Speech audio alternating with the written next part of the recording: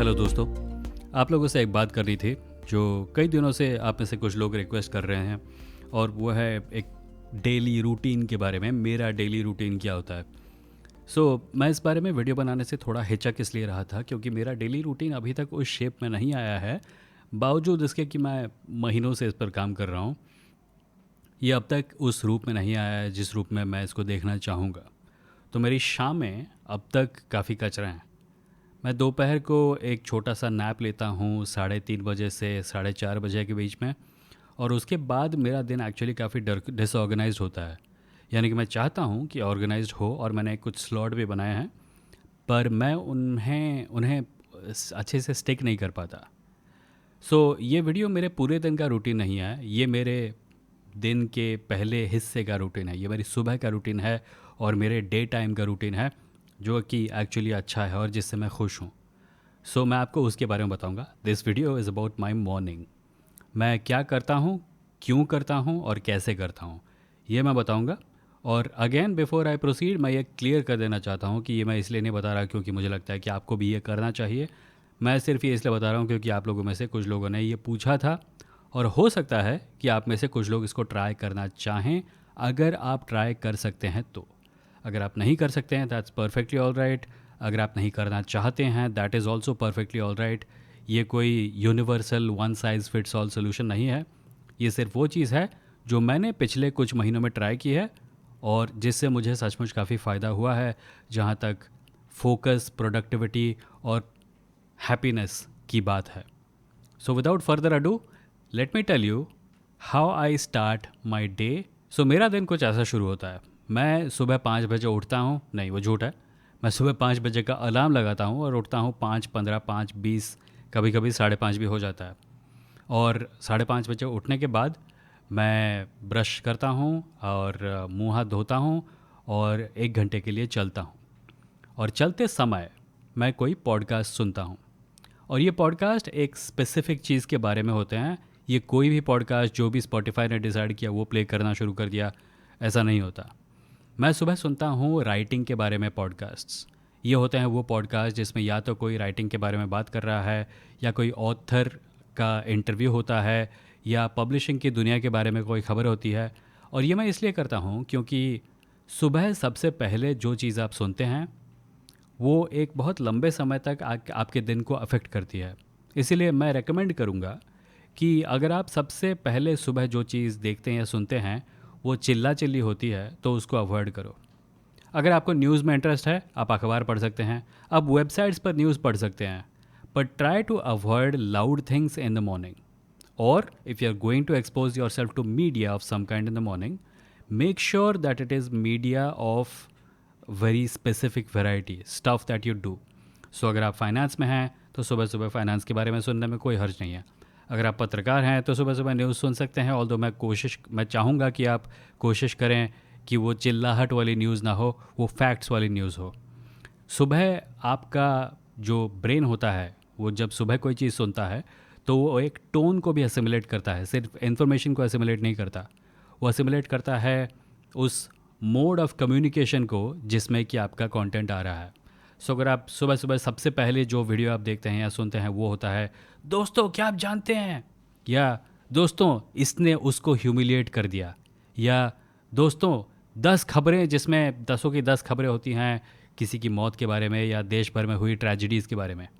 Again, मैं ये नहीं कह रहा हूँ कि आपको इन चीज़ों को सुनना नहीं चाहिए या कंज्यूम नहीं करना चाहिए। मैं कह रहा हूँ कि इन चीज़ों को जिस मोड में आप कंज्यूम करते हैं उसके प्रति थोड़ा सा कॉन्शियस रहिए। कोशिश कीजिए कि आप फैक्ट्स को अंदर लें पर टोन को अंदर ना लें, क्योंकि टोन आपके दिमाग पर प्रभाव डालता है, आप नोटिस करें या ना करें। सुबह सबसे पहले जो मैं सुनता हूँ वो मेरी इंडस्ट्री के बारे में होता है। वो होता है ऐसा कंटेंट जो मुझे उस मोड में ले आए जिस मोड में मैं बाकी के दिन रहना चाहता हूँ, यानी कि राइटिंग मोड या रीडिंग मोड। मैं चाहता हूँ क्रिएटिव रहना। अगर आप पेंटर हैं तो आप पेंटिंग रिलेटेड चीज़ें सुन सकते हैं। अगर आप सिंगर हैं तो आप म्यूज़िक सुन सकते हैं। सुबह का वॉक ख़त्म होने के बाद, वो पॉडकास्ट ख़त्म होने के बाद मैं वापस आता हूँ अपने कमरे में और मैं कुछ काम करता हूँ जो कि दिनचर्या का हिस्सा होते हैं, जैसे कि चाय बनाना और घर के बाकी लोगों को चाय देना। और फिर मैं अपने कमरे में लौटता हूँ फ्रेश होकर और मैं काम शुरू करता हूँ। दिन के समय मेरा यूट्यूब ब्लॉक्ड रहता है। यूट्यूब क्या, हर वीडियो प्रोग्राम ब्लॉक्ड रहता है। और स्पॉटिफाई पर भी मैं सिर्फ म्यूज़िक ही सुन सकता हूँ, कोई पॉडकास्ट नहीं सुन सकता। इसका मतलब है सुबह 8:30-9 बजे से लेकर दिन के 12:30 बजे तक मैं कोई मीडिया कंज्यूम नहीं करता, मैं कोई ऑडियो विजुअल मीडिया कंज्यूम नहीं करता। मैं उस समय सिर्फ काम करता हूँ, सिर्फ लिखता हूँ। और अगर मुझे लिखने का मन नहीं है और मुझे एंटरटेनमेंट का मन है तो वो एंटरटेनमेंट भी बुक्स के फॉर्म में होती है। मैं मीडिया कंज्यूम नहीं करता सुबह। दोपहर 12:30 बजे, 12:30 से 1-1:30 बजे तक मैं लंच आवर रखता हूँ और उस दौरान मैं यूट्यूब पर कुछ वीडियोस देख सकता हूँ। पर मैं कोशिश करता हूँ मैं किसी इंटेंस चीज़ को कमिटमेंट ना दूँ, यानी मैं किसी ऐसी फिल्म के अंदर ना घुस जाऊँ जो कि मुझे देखने के बाद जिसके बारे में 3 घंटे तक मेरे मन में ख्याल आते रहें। वो काम मैं रात को करता हूँ, सोने से पहले। रात को सोने से पहले मैं जिस मीडिया को कंज्यूम करता हूँ वो होता है ऐसी चीज़ जिसके बारे में सोचते हुए मैं सोने जा सकता हूँ। वो या तो कोई साइंस फिक्शन फिल्म होती है, कोई फैंटेसी फिल्म होती है, किसी अच्छी सीरीज़ के 2-3 एपिसोड होते हैं, इस प्रकार की चीज़ होती है। शाम को अपने नैप के बाद जब मैं उठता हूँ तो मैं कुछ और यूट्यूब वीडियोज़ देखता हूँ। पर यूट्यूब अगेन 6:30 बजे ब्लॉक हो जाता है मेरे लिए। इसका मतलब शाम को 6:30 से रात तक मेरे पास अगेन मीडिया कंजम्पशन नहीं होती। और उस दौरान मैं फिर से कुछ लिखने की कोशिश करता हूँ। पर जैसा मैंने आपसे कहा कि उस समय मैं हमेशा सक्सेसफुल नहीं होता हूँ। एक समय था जब मैं लेट नाइट राइटर था, पर आजकल पता नहीं क्यों, शायद उम्र की वजह से मैं मॉर्निंग क्रीचर बन गया हूँ। अब मेरी सारे क्रिएटिव काम सुबह होते हैं। लेट नाइट को जाग कर मैं काम नहीं करता क्योंकि अगेन एज़ यू नो मुझे सुबह जल्दी उठना होता है। दिन के समय का मेरा जो रिचुअल है उसमें एक बड़ा रोड़ा ऑब्वियसली फ़ोन भी होता है और इसीलिए मैं ओपल नाम के एक ऐप का इस्तेमाल करता हूँ अपने फ़ोन पर सारे ऐप्स को ब्लॉक करने के लिए। मेरे फ़ोन पर सुबह 8:30 से 9 बजे तक यूट्यूब अवेलेबल होता है, पर उस दौरान मैं फ़ोन का इस्तेमाल करता नहीं हूँ और वो एक इमरजेंसी के लिए है।